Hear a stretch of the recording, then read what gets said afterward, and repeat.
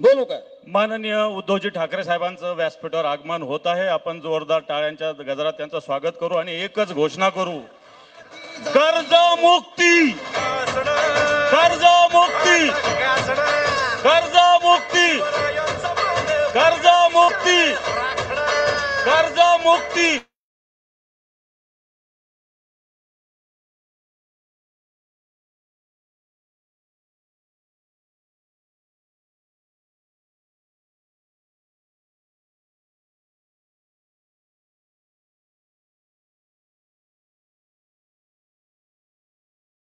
राज्याचं नेतृत्व करताय. हो, काल करत होता, पण माझी पुन्हा एक इच्छा अशी असेल की भविष्य काळातही, उद्याच्या येणाऱ्या काळातही आपण या राज्याचं नेतृत्व करावं. महाराज एक मिनिट. छत्रपती शिवरायांच्या प्रतिमेस माननीय उद्धवजी ठाकरे साहेब पुष्पहार अर्पण करतील. माननीय शिवसेना प्रमुखांच्या प्रतिमेस संजयजी राऊत साहेब यांनी विनंती छत्रपती करतो शिवाजी महाराज की, छत्रपती शिवाजी महाराज की. बाळासाहेब मीनाताई ठाकरे यांच्या प्रतिमेस माननीय चंद्रकांत खैरे साहेब हे पुष्पहार अर्पण करतील. छत्रपती शिवाजी महाराज की.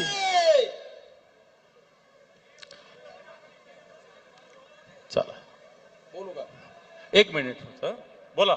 आदरणीय नाही डायरेक्ट वंदनीय आता बाकी नाही, सुरू करा. साहेबांना माझी एक विनंती मला करायची आहे. आदरणीय उद्धव साहेब म्हणजे या महाराष्ट्राचं नेतृत्व करणारे खंद असं व्यक्तिमत्व आहे. स्वर्गीय श्रीमान वंदनीय बाळासाहेबजी यांच्या नंतर या महाराष्ट्राला लाभलेले एक अनमोल असं रत्न म्हणजे उद्धवजी आहेत. त्यांनी शेतकऱ्याचे अनेक प्रश्न सोडवलेले आहेत आणि माझी त्यांना विनंती असेल की आज या सर्वांना तुम्ही आश्वासित करा, या सर्वांना तुम्ही सांगा की तुमच्या सर्व सुखदुःखामध्ये मी आहे आणि राहणारच आहेत, ही मलाही गॅरंटी आहे. परंतु तुमच्या मार्फत आमच्या सर्व शेतकऱ्यांचा आवाज सरकारपर्यंत जाऊ द्या आणि सरकारला सांगायला तुम्ही भाग पाडा की या शेतकऱ्याचं भलं कर. आज या ठिकाणी या विचार मंचाने मला 2 शब्द बोलण्याची एक संधी दिली, त्याबद्दल या विचार मंचाचा, या सर्व कार्यकर्त्याचा मी आभारी आहे आणि माझ्या सर्व शेतकरी बांधवाचं भलं व्हावं, भलं करावं ही पुन्हा एकदा या विचार मंचावरून विनंती करतो. थांबतो. जय शिवराय, जय हिंद, जय महाराष्ट्र. यानंतर नाना पळसकर संभाजीनगर जिल्ह्यातील पळशी गावचे शेतकरी हे आपलं मनोगत व्यक्त करतील. नाना 2-3 मिनिटात. आजच्या या खंबार्ड मोर्चाच्या नेतृत्व करण्यासाठी आलेले उद्धव साहेब, आदित्य साहेब, व्यासपीठावर बसलेले सर्व मान्यवर, समोर आलेले सर्व पदाधिकारी, शेतकरी, 55 लाख रुपये बिना अति शर्तीवर माफ केले. माननीय बाळासाहेब ठाकरे ज्यावेळेस 95 मध्ये सरकार आपलं यायचं होतं त्यावेळेस त्यांनी सांगितलं सर्व शेतकऱ्यांचे बिल माफ करा आणि त्यावेळेस माननीय विलासराव देशमुख यांनी बाळासाहेबांची हीच घेऊन त्यांनी आणि शेतकऱ्यांचे वीज बिल माफ केलं. आपलंच घेतलं त्यांनी सगळं. म्हणून जेव्हापासून आम्ही पाहतो बाळासाहेब ठाकरे असतील, उद्धव ठाकरे साहेब असतील, आदित्य ठाकरे साहेब असतील, आमचे चंद्रकांत खैरे असतील, अंबादास दानवे असतील, जेव्हा जेव्हा शेतकऱ्यावर काही आघात झाला, अतिवृष्टी झाली, दुष्काळ झाला, काही संकट आलं तर शेतकऱ्याच्या पाठीमागे ते खंबीरपणे उभे राहिले. म्हणून आज शेतकरी उद्धव साहेब तुम्हाला सांगू इच्छितो, सर्व महाराष्ट्रातील शेतकरी, मराठवाड्यातील शेतकरी तुमच्याकडे एक आशाने पाहत आहे आणि तुम्ही केव्हाही शेतकऱ्याला हाक मारा, तुमच्या मागे आमचा शेतकरी खंबीरपणे उभा आहे. मागच्या वेळेस साहेब मोदी साहेबांनी काय केलं, कांद्याला निर्यात बंदी केली आणि 40% कर लावला कांद्याला निर्यात बंदीवर. हे असा एवढा जुलाम इंग्रजानं बी केला नाही, रजाकारच्या निजामानं बी केला नाही. एवढं हे युती सरकार, मोदी सरकार आणि देवेंद्र फडणवीस सरकारवर अन्याय करत आहे. कांदा बाहेर जायचं तर 40% रक्कम पहिली भरा तर कांदा तुमचा बाहेरच्या देशात जाईल. साहेब निर्यात बंदी केल्यामुळे माझ्या शेतकऱ्याचा कांदा 1000 रुपये क्विंटल चालला, त्याला खर्च 2000 रुपये 1500 रुपये येतो. शेतकऱ्याचा कांदा 1000 रुपये क्विंटल चालला, शेतकऱ्याची सोयाबीन 400 रुपये क्विंटल चालली, शेतकऱ्याची मक्का 1500 रुपये चालली. काही परवडत नाही.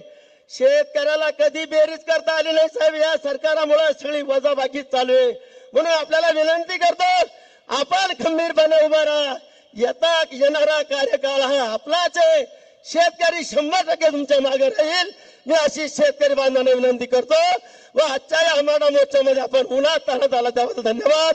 शेतकऱ्याला इथं बोलून शेतकऱ्याच्या व्यथा मांडण्याची संधी दिली. मी आयोजकांना धन्यवाद देतो. जय हिंद, जय महाराष्ट्र.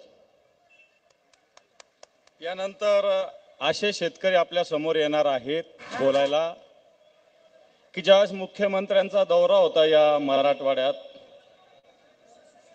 त्यावेळेस त्यांना फक्त एका सभेत एक प्रश्न एका शेतकऱ्यांनी विचारला, तर त्याला मुख्यमंत्री असे म्हटले की राजकारण करू नको. पोलिसांनी त्यांना ताब्यात घेतलं शेतकऱ्यांचा प्रश्न उपस्थित केल्यावर. असे शेतकरी आहे उजनी तालुका औस्याचे माननीय भूषणजी कोळी. मी भूषण कोळी यांना विनंती करतो की आपलं मनोगत या ठिकाणी व्यक्त करावं. भूषण कोळी.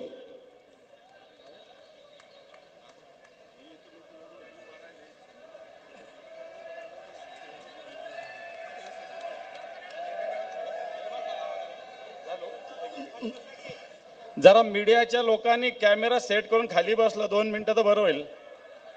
प्लीज कॅमेरा सेट करा.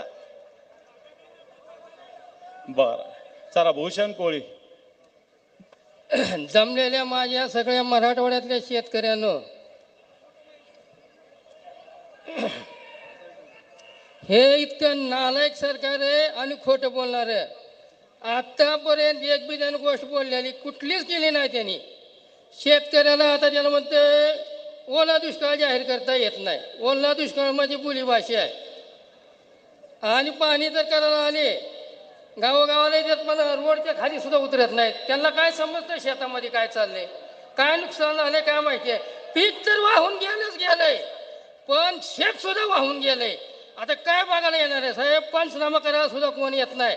आम्ही परवा तलाट्याला सांगितलं की पंचनामा करा. ते म्हणले आमच्याकडे कसला GR आला नाही, काय आलं नाही. फक्त मुख्यमंत्र्यांनी जाहीर केलंय, आमच्याकडे अजून काही आलं नाही. मग हे इतकं खोटं आणि त्याच्यामुळं इथून पुढे आता ही जी गर्दी आहे फक्त इथे संभाजीनगरची आहे. साहेब इथून पुढे जर मोर्चा न्यायचा असेल मंत्रालयामध्ये सगळ्या शेतकऱ्याचा मोर्चा घेऊन जाऊ आणि मंत्रालय ह्यांचं बंद पाडू आपण सगळे शेतकरी मिळून. मालाला भाव नाही, अनुदान नाही, हेक्टरी 50,000 रुपये ह्यांना द्यावेच लागतील. शेतभराचा 7-12 कोरा ह्यांना करावाच लागेल. आणि इथून पुढे सगळेजण एकत्र राहून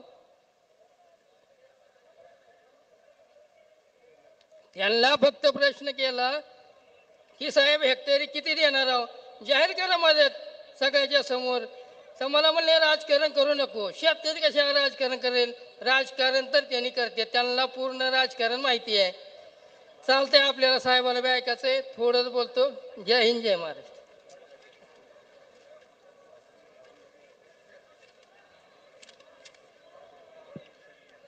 यानंतर मी माननीय उद्धवजी ठाकरे साहेबांना विनंती करणार, पण तो त्याआधी मराठवाड्यातील सर्व शिवसैनिकांच्या आणि शेतकऱ्यांच्या वतीनं सर्व खासदार आणि नेते मिळून मान्य उद्धवजींना एक आसूड देतील. हा आसूड खऱ्या अर्थानं येणाऱ्या काळात जे शेतकरी विरोधी सरकार महाराष्ट्रात आहे याला चांगलं सोलून आपल्याला काढावं लागेल आणि मराठवाड्याच्या आघाडीवर राहील. त्यामुळे आपण सगळे मराठवाड्यातले सगळे लोक त्यांना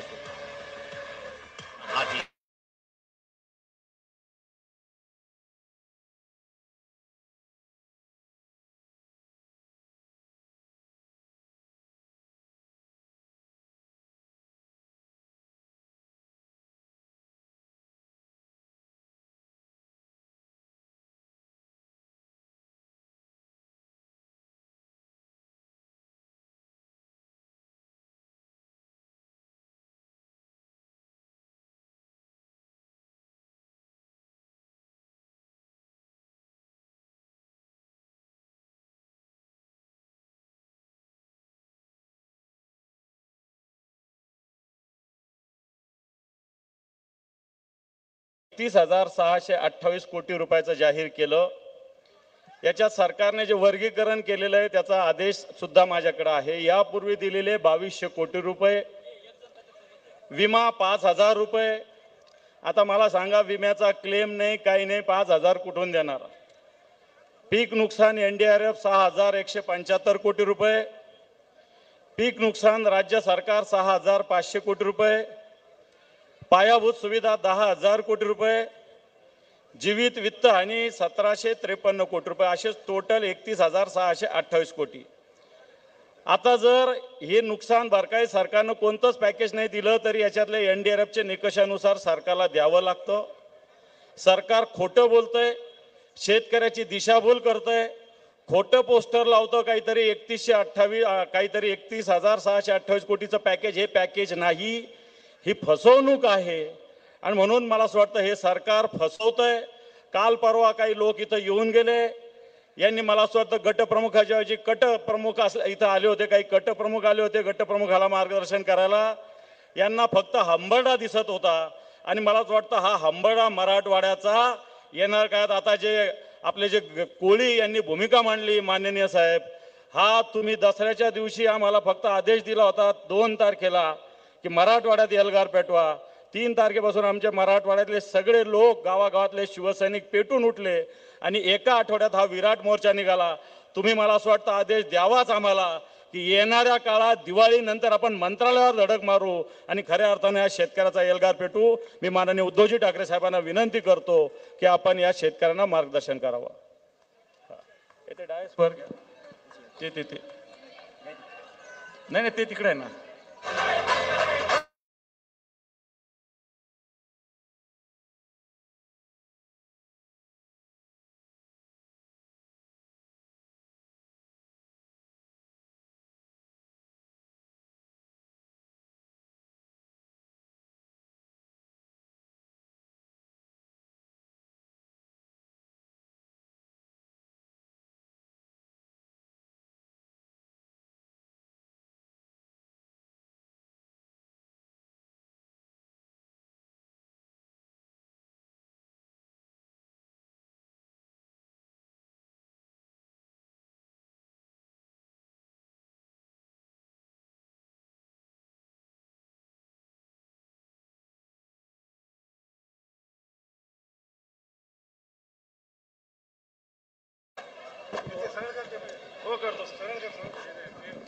छत्रपती शिवाजी महाराज की कर्जमुक्ती.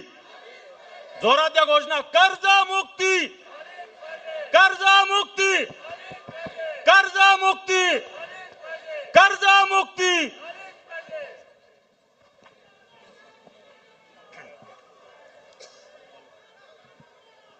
जमलेल्या माझ्या तमाम शेतकरी बांधवांनो, भगिनींनो आणि मातांनो,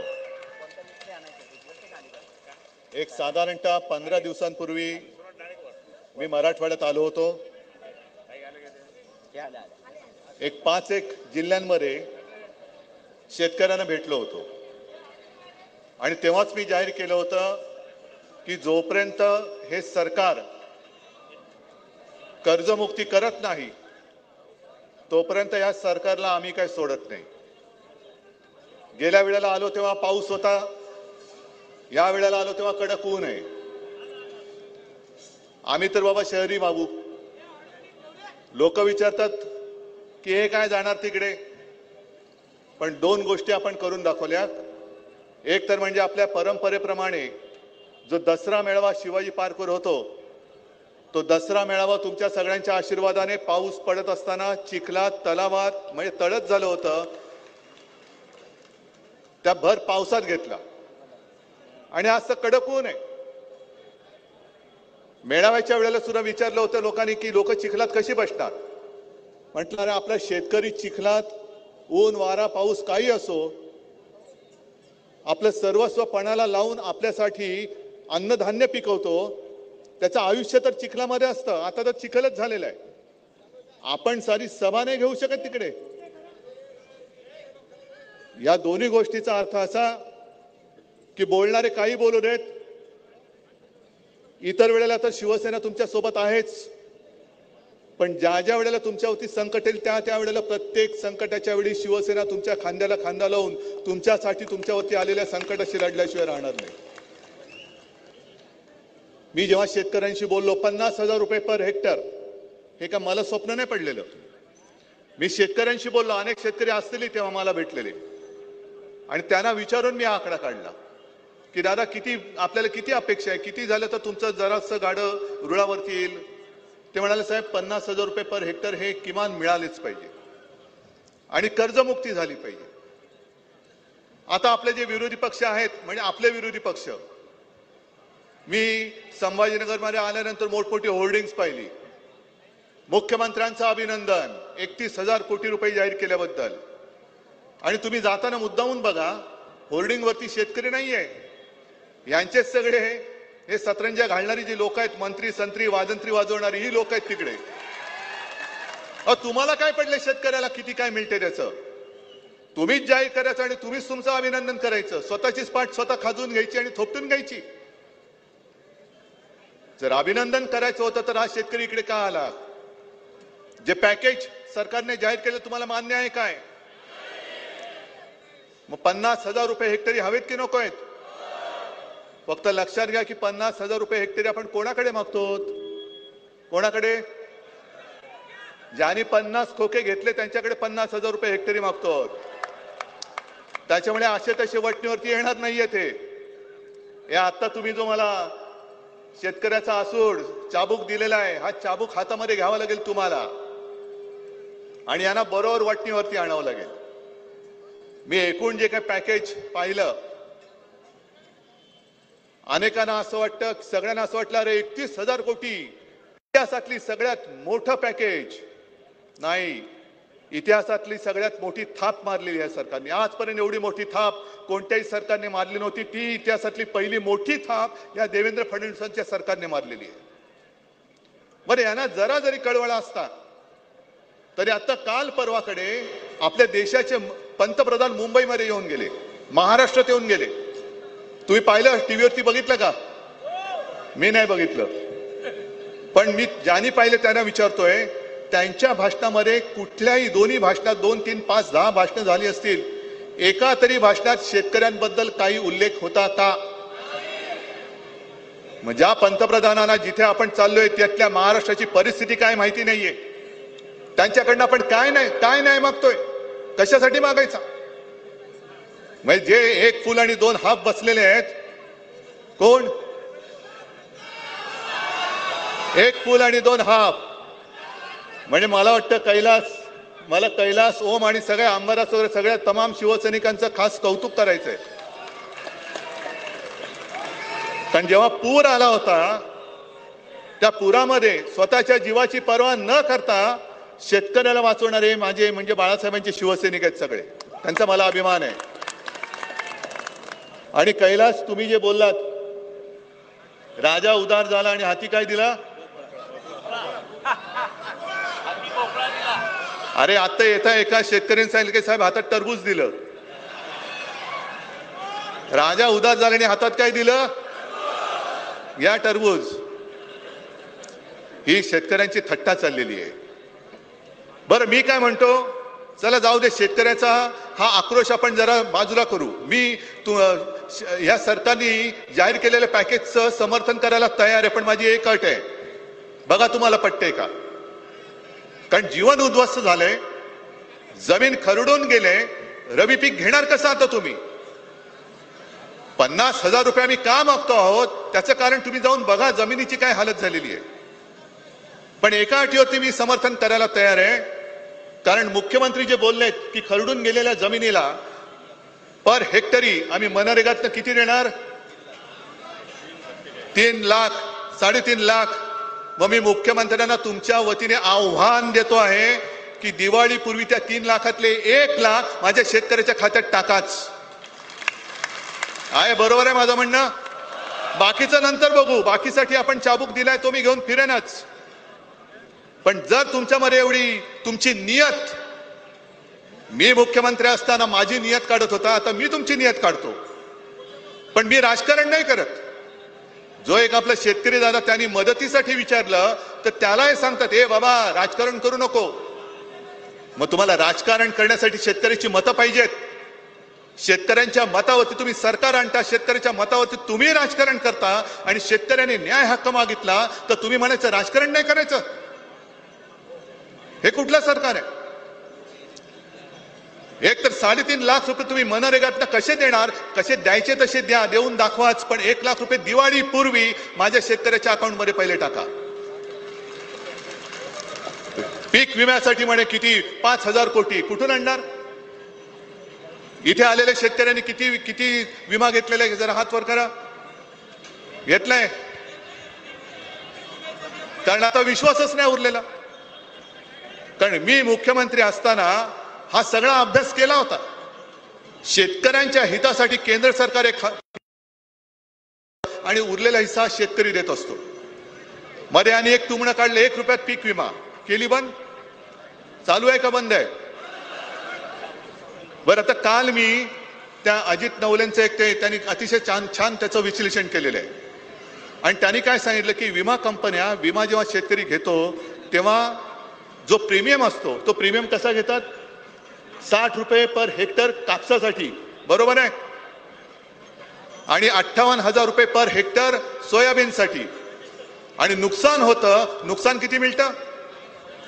म्हणजे तुम्ही उत्पन्न येण्याच्या आधी ते आहे ते आधारभूत धरून कचकावून हप्ता तर घेता, पण जेव्हा सगळ्या शेतकऱ्याचं पीक उद्ध्वस्त होतं, पीक कापणी कशी पीक कापणी करणार? आता राहिले काय शेतामध्ये? एक तर निकष असे टाकले, जे होते ते काढून टाकले, आणि निकष असे टाकले की शेतकरी मेला तरी त्याला विम्याचे पैसे मिळणार नाहीत, अशा पद्धतीचे निकष आहेत. आणि तुम्ही नाक वर करून सांगता शेतकऱ्याला आम्ही 5,000 कोटी रुपये विमा देऊ. कुठून देणार विमा? कसा देणार विमा? कोंबडी गेली ते एका कोंबडीला 100 रुपये. आता बाजारात जा आणि चिकनचा भाव काय विचारा जरा, किती रुपये किलो आहे? मुंबईमध्ये तर 150-200च्या वरती चालला असेल एका कोंबडीच्या 1 किलोच्या मटणासाठी, आणि शेतकऱ्याला तुम्ही 100 रुपयाची कोंबडी देता. अंडी कोण उभवणार? सरकार. मेहनत शेतकरी करणार आणि हे सत्तेच्या खुर्चीत बसून अंडी उभवणार सत्तेची. एका गायीसाठी 37,000 रुपये. मला तुम्ही सांगा, 37,000मध्ये दुभती गाय मिळते का? किमान किती खर्च येतो? 1 लाख रुपये. म्हणजे आम्ही हेक्टरी 50,000 मागतोय, इकडे गायच 1 लाखाची मिळते. अनेक शेतकरी तर मला असे भेटले की साहेब आमची गुरंढोरं तर वाहून गेलीच, पण जी काही गुरंढोरं राहिलेत त्यांना आता खायला यायला कडबा नाहीये. कडबा नाहीये म्हणजे गुरांना खायला एक तो कैलास तुम्ही मला तो व्हिडिओ पाठवला, त्याच्यात तो शेतकरी सांगतोय सगळं उद्ध्वस्त झाले. तो बोलतो खायचं काय? आम्ही माती खायची, कारण सगळंच गेलंय. कर्जाचं पुनर्गठन करणार. आम्हाला पुनर्गठन नकोय, आजचं मरण उद्यावर नकोय, आम्हाला कर्जमुक्ती पाहिजे. मग आपल्या मुख्यमंत्र्यांनी असं काहीतरी ते बोललेत म्हणे यांना अधिकार काय? मला अधिकार आहे, कारण मी मुख्यमंत्री असताना मी तुम्हाला कर्जमुक्त करून दाखवलं होतं तर हो बोला, नाही तर नाही बोला. अटीतटीच्या किचकट त्या जंजाळमध्ये तुम्हाला अडकवलं नव्हतं. फक्त तुमचा अंगठा आणि तुमच्या खात्यात पैसे दिले होते की नव्हते? होतं हो, नाही तर नाही सांगा. मग तेव्हा मुख्यमंत्री काय डोळ्याला भात लावून बसले होते? एक गोष्ट नक्की राहिली होती की जे नियमित कर्ज परतफेड करणारा शेतकरी आहे माझा, असे सुद्धा खूप आहेत, त्यांना 50,000 रुपये देण्याचं आपण जाहीर केलं होतं प्रोत्साहनपर राशी. नेमकं मध्ये तंगड्यात तंगड घातलं करोनाने, आणि त्या करोनामुळे आपण ते पैसे देऊ शकलो नव्हतो 1-1.5 वर्ष. ते द्यायला जेव्हा सुरुवात केली तेव्हा हे खोकेवाले खोके घेऊन पळाले, आपलं सरकार पाडलं आणि स्वतः डोक्यावरती बसले. ते जर का डोक्यावरती बसले नसते तर 50,000 तर मी दिलेच होते, पण याही वेळेला तुम्हाला मी कर्जमुक्त करून दाखवलं असतं. आता फक्त शेतकरी बांधवांना आणि भगिनींना माझी विनंती आहे, तुम्ही मी जे सांगतोय तुम्ही भोगतात. मी 4 चौघांना विचारून प्रत्यक्ष बघून हे मी सगळं बोलतोय, पण तुमचे डोळे उघडणार आहेत की नाही? आज असं काय नाही की कोणत्या तरी एका समाजाच्या, एका जातीच्या, पातीच्या, धर्माच्या शेतकऱ्यावरती संकट आले. आभाळ फाटले. आभाळ असं फाटलंय की आता शिवायला दोरा आणायचं कुठून? आज हंबरडा मोर्चा नाहीये, हा इशारा मोर्चा आहे. सरकारला आम्ही इशारा देतो आहोत की जर तुम्ही कर्जमुक्त केलं नाहीत तर आम्ही फक्त मराठवाडा नाही तर अख्खा महाराष्ट्रातल्या शेतकरी रस्त्यावरती उतरून तुमचा विरोध केल्याशिवाय राहणार नाही. अख्ख्या महाराष्ट्रातल्या शेतकऱ्याला मी आवाहन करतोय. फक्त मी तुम्हाला जे सांगतोय की अरे आता तरी डोळे उघडा. ज्या वेळेला तुमच्यावरती संकट येतं तेव्हा तुम्हाला सांगितलं जातो, दम दिला जातो, हे बाबा राजकारण करू नको. पण आता जिल्हा परिषद येत आहेत, सगळ्या निवडणुका येत आहेत, तेव्हा बघा कसे तुमच्या समोर गुडघ्यावरती येतील. बरं, पंतप्रधान आले, पंतप्रधानांनी काय महाराष्ट्राला मदत करण्याची काय घोषणा केली का? कारण संकट आले, शेतकरी काय मेला तर मेला, दुसरा उभा राहील. उत्तरेमध्ये नाही का तो शेतकरी किती जवळपास वर्षभर रस्त्यावरती होता, कडाक्याची थंडी होती, पाऊस होता, ऊन होता, अनेक शेतकरी त्याच्यामध्ये मृत्युमुखी पडले. पण शेतकरी दिल्लीत आपल्या राजधानीत येऊ नये म्हणून त्या शेतकऱ्यांच्या वाटेमध्ये खेळ पसरणार हे नतद्रष्ट सरकार, डबल इंजिन, त्यांच्या वाटेत खिळे टाकले, तारीचं कुंपण लावलं, बंदुका घेऊन अश्रुधूर घेऊन त्यांच्यावरती अश्रुधूर मारला. त्यांच्याकडे आपण दाद मागतो आहोत. आणि जर महाराष्ट्रामध्ये आता निवडणूक लागली मग बघा मोदीजी कसे पटापटा तुम्हाला घोषणा करून खुश करून टाकतील की नाही. आज महाराष्ट्रामध्ये विधानसभेची निवडणूक नाही तरी सुद्धा शिवसेना तुमच्या सोबत आलेली आहे. पंतप्रधान जातात ते बिहारमध्ये जातात.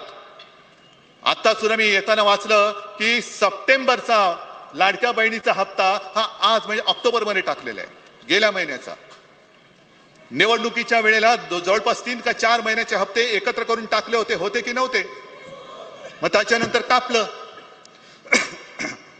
कारण त्याच्यात सुद्धा गडबड घोटाळा, मध्येच यांनी यांचे सगळे बापे घुसवले, मग त्याच्यात सुद्धा यांनी पैसे खाल्ले. आता गेल्या महिन्याचा आज देत आहेत. जे शिवभोजन आपण सुरू केलं होतं, कोणाकोणाच्या गावात शिवभोजन सुरू आहे अजून? 10 रुपयात मी दिलं होतं ना गोरगरिबांना. कोरोना काळात तर 5 रुपये काही काळ तर मोफत दिलं होतं.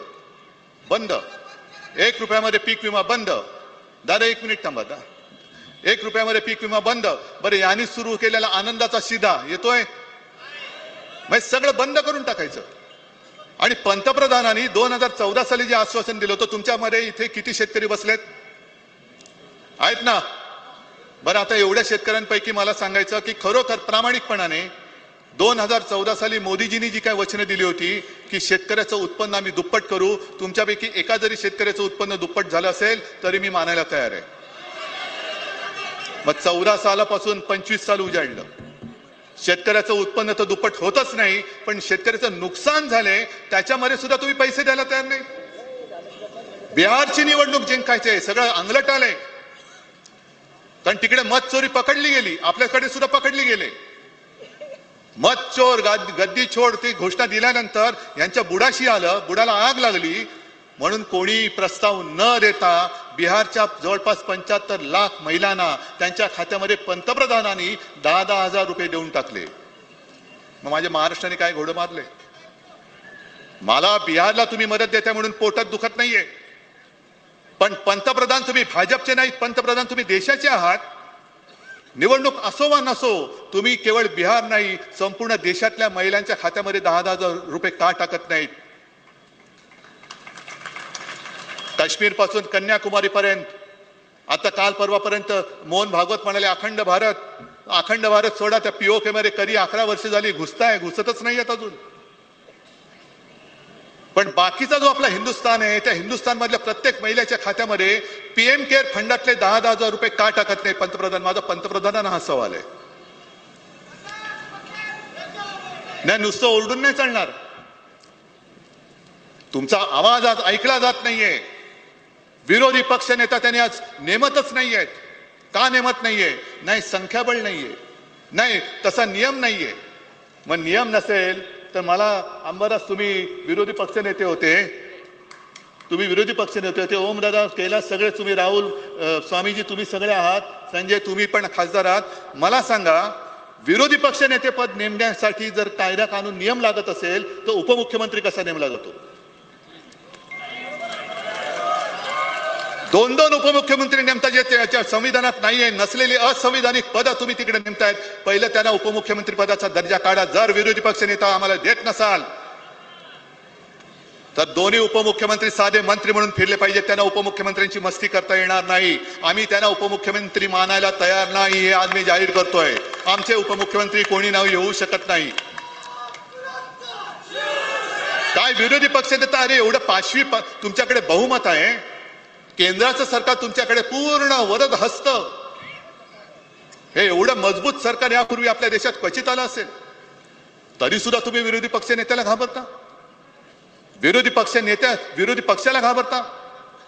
आम्हाला काही फरक पडत नाही की जोपर्यंत आमच्या मागे या मायबाप जनतेचे आशीर्वाद आहे तोपर्यंत तुम्ही पद द्या नका देऊ आम्हाला फरक पडत नाही. आम्ही तुमच्या वोखांडी बसायचं ते बसतोच आहोत.